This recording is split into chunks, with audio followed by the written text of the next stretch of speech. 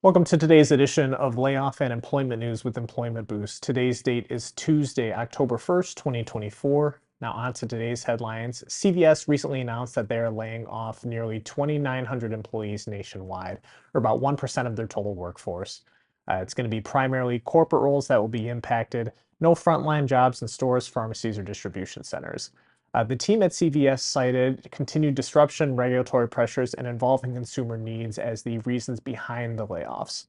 Part of the $2 billion cost savings initiative will be to reduce expenses as well as invest in technologies to enhance efficiencies and workflows, and the majority of impacted employees will be informed this week.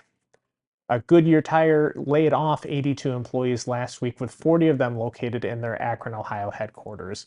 Positions were across corporate functions, including global operations and technology, as well as the part of the Americas business. Part of the organizational restructuring would be focusing on efficiency, profitability, and long-term success, and all effective staff will receive severance pay, benefits, and outplacement assistance.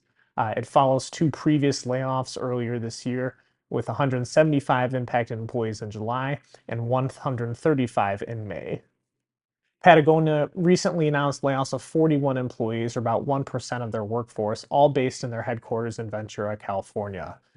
New roles have been created, some were eliminated, and most of the corporate roles are evolving, per comments from the chief executive, Ryan Gellert. Most of the hiring for new roles is being done internally if possible. Earlier this year, around 80 layoffs were made to the global customer service teams, and per the CEO, layoffs are being done in response to rising supply chain costs and lower consumer purchasing power, but also with a view to the long term. Hershey laid off a small number of employees earlier this month, less than 1% of their 20,000 workers at the Hershey and Reese's plants. Layoffs were due to organizational changes announced earlier in this year as a response to the record high cocoa prices.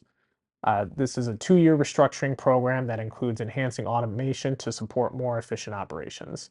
Net sales dropped nearly 17% for Q2 this year, which Hershey blamed on consumer habits. Hershey is building a new $250,000 square foot factory in Derry Township for manufacturing.